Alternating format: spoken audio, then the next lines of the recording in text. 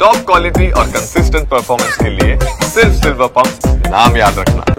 ನನಗೊಂದು ಭಾಳ ಯೋಚನೆ ಇತ್ತು, ಅವನ್ನ ಡಾಕ್ಟರ್ ಮಾಡಬೇಕು. ಡಾಕ್ಟ್ರ ಇಂಜಿನಿಯರ್ ಕೌನ್ಸಿಲಿಂಗ್ ಹೋದಾಗ ಒಳ್ಳೆ ರ್ಯಾಂಕಿಂಗ್ ಇದ್ದ, ಅವನು ಫಸ್ಟ್ ರ್ಯಾಂಕ್ ಇದ್ದ. ಆಮೇಲೆ ಡಾಕ್ಟ್ರ ಮೆಡಿಕಲ್ ಸೀಟ್ ಕೊಡಿಸ್ತೀನಿ ತಗೊಳಪ್ಪ ಅಂತ ಹೇಳಿದೆ. ಇಲ್ಲೆಲ್ಲ ಮೆಡಿಕಲ್ ಬೇಡ, ನೀನು ಅಷ್ಟೆಲ್ಲ ದುಡ್ಡು ಹೊಂಚೋಕ್ಕಾಗಲ್ಲ ಅಂದ.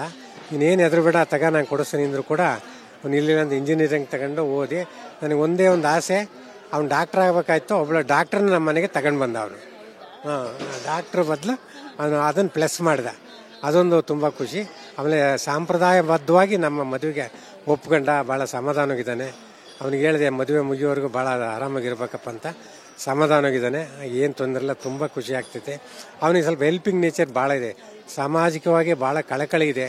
ಸಮಾಜ ಕೆಲಸ ಮಾಡಬೇಕು ಅನ್ನೋದು ಕೂಡ ತುಂಬ ಇದೆ. ಉದಾಹರಣೆಗೆ ನಮ್ಮಲ್ಲಿ ಒಂದು ಸ್ಕೂಲು, ನಮ್ಮ ಶಾಲೆ ಭಾಳ ಹಿಂದುಳಿದ ಶಾಲೆ, ಗೌರ್ಮೆಂಟ್ ಶಾಲೆ, ಅದನ್ನು ಅಭಿವೃದ್ಧಿ ಪುನಶ್ಚೇತನಗೊಳಿಸಿ ಅದಕ್ಕೆ ಏನು ಮೂಲಭೂತ ಸೌಕರ್ಯ ಏನು ಮಾಡಬೇಕು ಎಲ್ಲ ಸುಣ್ಣ ಬಣ್ಣ, ಮಕ್ಕಳಿಗೆ ಅಟ್ರಾಕ್ಷನ್ಸ್, ಶಾಲೆಗೆ ಮಕ್ಕಳಿಗೆ ಕುಂತ್ಕೊಂಡ್ರೆ ಒಂಥರ ಓದಲಿಕ್ಕೆ ಮತ್ತು ಸ್ಟಡಿ ಮಾಡಲಿಕ್ಕೆ ಇದು ಮಾಡೋ ಇಂಟ್ರೆಸ್ಟ್ ಆಗಿ ಅದಕ್ಕೆ ಕುಡಿಯೋದಕ್ಕೆ ನೀರು, ಫಿಲ್ಟ್ರ್ ವಾಟರ್ನ ಅರೇಂಜ್ ಮಾಡಿದ್ದಾನೆ.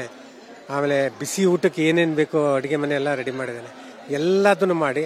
ಆಮೇಲೆ ಧಾರ್ಮಿಕ ಕಾರ್ಯಕ್ರಮವಾಗಿ ನಮ್ಮೂರಲ್ಲಿ ಬಸ್ ಸ್ಟ್ಯಾಂಡ್ ಒಂದು ಹಳ್ಳಿ ಕಟ್ಟೆ ಇತ್ತು, ಹಳ್ಳಿ ಕಟ್ಟೆನೂ ಕೂಡ ಪುನಶ್ಚೇತನ ಮಾಡಿಸಿ ಅದನ್ನು ಕೂಡ ಹೊಸದಾಗಿ ಕಟ್ಟಿ ಅದನ್ನು ಕೂಡ ಮೊನ್ನೆ ಎಲ್ಲ ದೇವರುಗಳನ್ನ ಕರೆದು, ಜನಕಲ ಸಿದ್ದೇಶ್ವರ, ಮಲ್ಲಿಕಾರ್ಜುನ ಸ್ವಾಮಿ ಎಲ್ಲ ದೇವರುಗಳನ್ನ ಕರೆದು ಅದನ್ನು ಕೂಡ ನಾವು ಓಪನ್ ಮಾಡಿದ್ದು.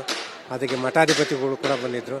ಇದು ನಮಗೆ ಒಂದು ಭಾಳ ಖುಷಿ ಅಂತಂದರೆ ಎಲ್ಲದಕ್ಕೂ ಸ್ಪಂದಿಸಿ ಕೊನೆಗೂ ಅವನು ಜೀವನನ ಸೆಟ್ಲ್ ಮಾಡ್ಕೊಂಡ ಒಂದು ಇದೆ, ಅದು ಭಾಳ ಆನಂದ.